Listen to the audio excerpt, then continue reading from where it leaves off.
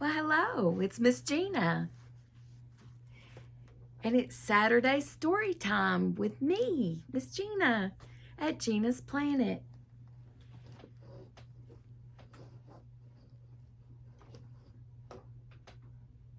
All right, so we were on chapter 21, the last day. So we're going to get right back into it. Charlotte and Wilbur were alone. The families had gone to look for Fern. Templeton was asleep. Wilbur lay resting after the excitement and strain of the ceremony. His medal still hung from his neck. By looking out of the corner of his eye, he could see it. "Charlotte," said Wilbur after a while, "why are you so quiet?" "I like to sit still," she said. "I've always been rather quiet." "Yes, but you seem specially so today. Do you feel all right?" "A little tired, perhaps, but I feel peaceful. Your success in the ring this morning was, to a small degree, my success. Your future is assured. You will live secure and safe, Wilbur. Nothing can harm you now. These autumn days will shorten and grow cold. The leaves will shake loose from the trees and fall. Christmas will come, then the snow of winter. You will live to enjoy the beauty of the frozen world, for you mean a great deal to Zuckerman, and he will not harm you, ever. Winter will pass, the days will lengthen, the ice will melt in the pasture pond. The song sparrows will return and sing. The frogs will awake, and the warm wind will blow again. All these sights and sounds and smells will be yours to enjoy. Wilbur, this lovely world, these precious days." Charlotte stopped. A moment later, a tear came to Wilbur's eye. "Oh, Charlotte," he said, "to think that when I first met you, I thought you were cruel and bloodthirsty." When he recovered from his emotion, he spoke again. "Why did you do all this for me?" he asked. "I don't deserve it. I never done anything for you."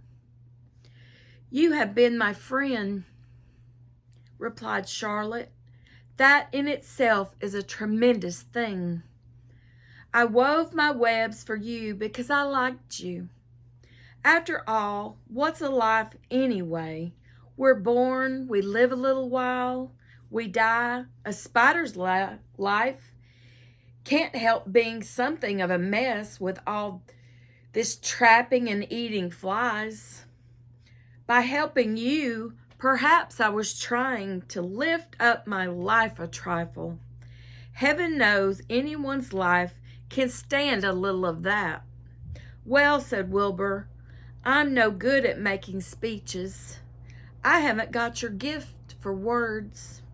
But you have saved me, Charlotte, and I would gladly give my life for you. I really would." "I'm sure you would, and I thank you for your generous sentiment." "Charlotte," said Wilbur, "we're all going home today. The fair is almost over. Won't it be wonderful to be back home in the barn cellar again with the sheep and the geese? Aren't you anxious to get home?" For a moment, Charlotte said nothing. Then she spoke in a voice so low Wilbur could hardly hear the words. "I will not be going back to the barn," she said. Wilbur leapt to his feet. "Not going back?" he cried. "Charlotte, what are you talking about?" "I'm done for," she replied. "In a day or two, I'll be dead. I haven't even strength enough to climb down into the crate. I doubt if I have enough silk in my spinnerets to lower me to the ground." Hearing this, Wilbur threw himself down in agony of pain and sorrow. Great sobs racked his brain and his body. He heaved and grunted with desolation. "Charlotte," he moaned. "Charlotte, my true friend." "Come now, let's not make a scene," said the spider. "Be quiet, Wilbur. Stop thrashing about." "But I can't stand it," shouted Wilbur. "I won't leave you here alone to die." "If you're going to stay here, I shall stay too." "Don't be ridiculous," said Charlotte. "You can't stay here. Zuckerman and Lurvy and John Arable and the others will be back any minute now, and they'll shove you into that crate and away you'll go. Besides, it wouldn't make any sense for you to stay. There would be no one to feed you. The fairgrounds will soon be empty and deserted." Wilbur was in a panic. He raced around and around the pen. Suddenly, he had an idea. He thought of the egg sack and the 514 little spiders that would hatch in the spring. If Charlotte herself was unable to go home to the barn, at least he must take her children along. Wilbur rushed to the front of his pen. He put his front feet, not his teeth, that'll be Templeton later. Sorry, I'm jumping ahead. He put his front feet up on the top board and gazed around. In the distance, he saw the Arables and the Zuckermans approaching. He knew he would have to act quickly. "Where's Templeton?" he demanded. "He's in that corner under the straw asleep," said Charlotte. Wilbur rushed over, pushed his strong snout under the rat, and tossed him into the air. "Templeton!" screamed Wilbur. "Pay attention!" The rat, surprised out of a sound sleep, looked first dazed, then disgusted. "What kind of monkey shine is this?" he growled. "Can't a rat catch a wink of sleep without being rudely popped into the air?" "Listen to me," cried Wilbur. "Charlotte is very ill. She has only a short time to live. She cannot accompany us home because of her condition. Therefore, it is absolutely necessary that I take her egg sack with me. I can't reach it and I can't climb. You are the only one that can get it. There's not a second to be lost. The people are coming. They'll be here in no time. Please, please, please, Templeton, climb up and get the egg sack." The rat yawned. He straightened his whiskers. He looked up at the egg sack. "So," he said in disgust, "so it's old Templeton to the rescue again, is it? Templeton, do this. Templeton, do that. Templeton, please run down to the dump and get me a magazine clipping. Templeton, please lend me a piece of string so I can spin a web. Oh, hurry," cried Wilbur. "Hurry up, Templeton." But the rat was in no hurry. He began imitating Wilbur's voice. "So it's hurry up, Templeton, is it?" he said. "Ho, ho! And what thanks do I ever get for these services, I would like to know? Never a kind word for old Templeton, only abuse and wisecracks and side remarks. Never a kind word for a rat."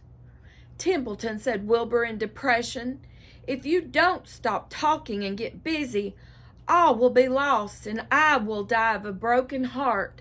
Please climb up." Templeton lay back in the straw. Lazily, he placed his forepaws behind his head and crossed his knees in an attitude of complete relaxation. "Die of a broken heart," he mimicked. "How touching. My. I notice that it's always me you come to when in trouble, but I've never heard of anyone's heart breaking on my account. Oh, no. Who cares anything about old Templeton? "Get up," screamed Wilbur. "Stop acting like a spoiled child." Templeton grinned and lay still. "Who made trip after trip to the dump?" he asked. "Why is it old Templeton who saved Charlotte's life by scaring that arable boy away with a rotten goose egg? Bless my soul, I believe it was old Templeton." "Who bit your tail and got you back on your feet this morning after you had fainted in the front of the crowd?" "Old Templeton. Has it ever occurred to you that I'm sick of running errands and doing favors?" "What do you think I am anyway? A rat of all works?" Wilbur was desperate. The people were coming and the rat was failing him. Suddenly he remembered Templeton's fondness for food. "Templeton," he said, "I will make you a solemn promise. Get Charlotte's egg sack for me. From now on, I will let you eat first. When Lurvy slops me, I will let you have your choice of everything in the trough, and I won't touch a thing until you're through." The rat sat up. "You mean that?"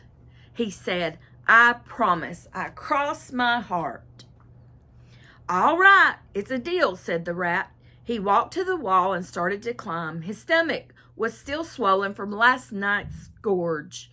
Groaning and complaining, he pulled himself slowly to the ceiling. He crept along till he reached the egg sack. Charlotte moved aside from him.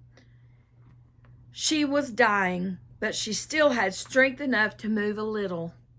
Then Templeton bared his long, ugly teeth and began snipping the threads that fastened the sack to the ceiling. Wilbur watched from below. And here's a little picture of that.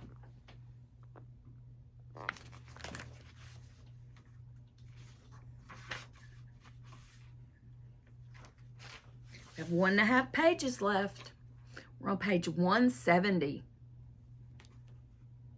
"Use extreme care," he said. "I don't want a single one of those eggs harmed." "Thiff, thuft, fix in my mouth," complained the rat. "It's worse than caramel candy."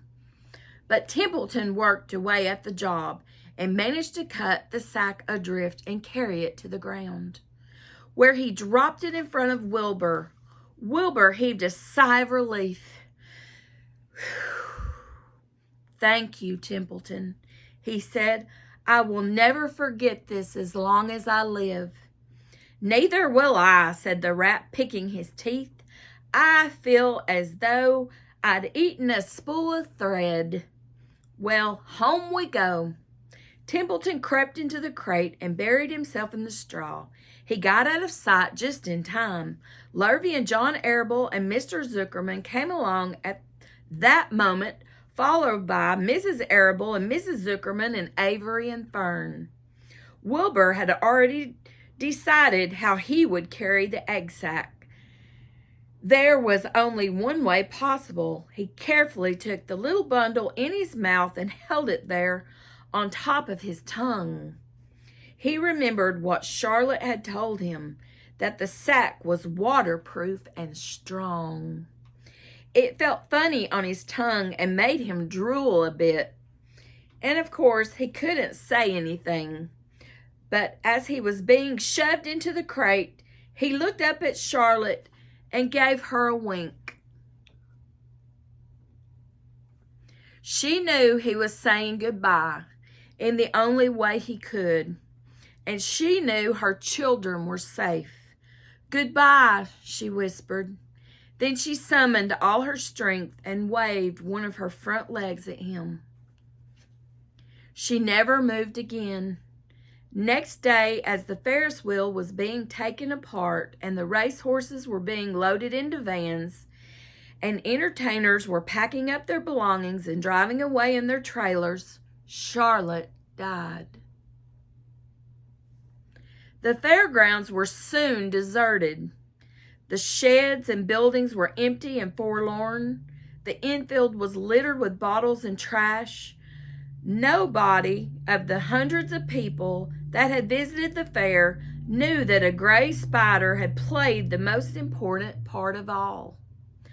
No one was with her when she died. And that's the sad end of that chapter and of Charlotte. And chapter 22 will be a warm wind. So I'll leave you to think about that. And I'll see you next time. Bye-bye.